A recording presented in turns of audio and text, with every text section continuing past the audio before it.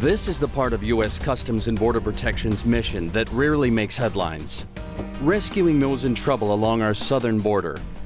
Yet each year, specially trained CBP Border Patrol agents save hundreds of men, women, and children in peril from exposure, dehydration, even drowning.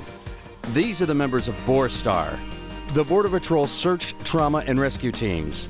This is how they train for their crucial and dangerous work. And this is where they pass along their expertise to their colleagues in Mexico, who share their humanitarian mission. This is BORSTAR binational training, building the capacity to save lives.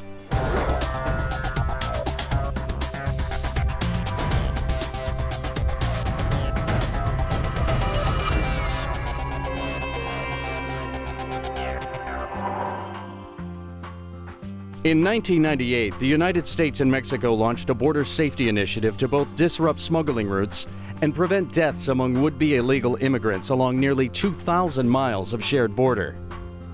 Both countries created specialized search and rescue teams. In the U.S., BORSTAR. In Mexico, Grupo Beta.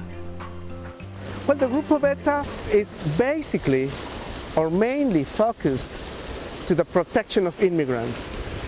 Human rights, provide immigrants with food, water, some orientation if they are lost, to assist them with first aid services. If they are in a critical situation, we help them. Preservation of the human life, that's the most important goal for Beta groups. To save those migrants in risk. They risk their own lives, they face difficult situations, so this course gives them the tools and these help them recreate a real situation, so they know what to do when something like this happens in the real life. Okay, vuelve a checar las piernas. Almost immediately, Grupo Beta and BORSTAR began working together, not only along the border, but in response to mudslides and other natural disasters in Mexico. These cooperative efforts made it clear that the Grupo Beta teams could benefit enormously from the kind of rigorous training that BORSTAR teams receive.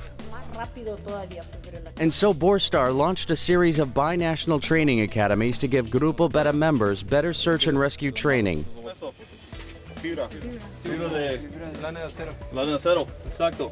Basically, this is a more condensed version of what a BORSTAR agent goes through in their academy. Compressed a little bit, but we want to make sure that we still taught them skills that would help them save other people's lives.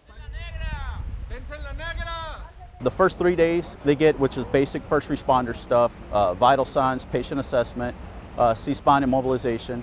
They do that 3 days. It's in the classroom and hands-on training outdoors. After that 3 days, they do 2 days of land navigation. First day they learn basic points, use a map and compass. The second day we actually take them out into the field and give them a course where they'll utilize those skills. And they also receive training in the GPS, because they will get issued a GPS here. Third phase of the training is technical rescue. That also is 3 days. They spend a day in the classroom learning basic principles with technical rescue. The second day of technical rescue, they actually go out to a tower. Here we utilize the San Antonio Fire Academy, and they learn how to rappel, ascend, descend.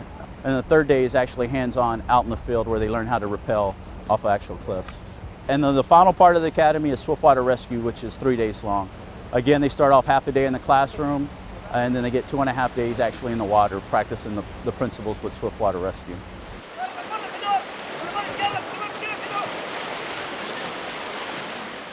Once you put yourself in a life-threatening situation, it's not really, there's no joke.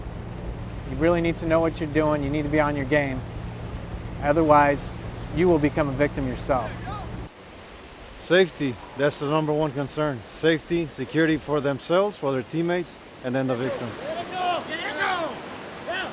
In addition to building individual and team skills, binational training serves bigger purposes. I think it's great because now we know that they have some of the similar training, and when we go on to these multinational hurricane deployments or flooding situations in Mexico where we have been called to respond, we know they've had some similar training as BORSTAR. It's important because they do the same thing, there's just a line that separates them. They have to speak the same language, they have to have the same protocols, they have to share all these protocols in order to cooperate. If they are in an emergency, maybe a beta on one side and the CBP agent on the other side. They have the same training, they know exactly what to do. We have to cooperate, and we have to find out which are the best ways to cooperate with each other. In my view, the best way to cooperate is to know each other. Bien. The ultimate goal of binational training is to give Grupo Beta a foundation on which to build its own academy to provide basic and advanced training exactly suited to Mexico's needs. We have 16 beta groups in Mexico. The coordinators of every beta group is here taking this course. So the idea is for them to replicate the course there to their own agents. We're very grateful that we can benefit from Border Patrol experience. That would make us grow faster.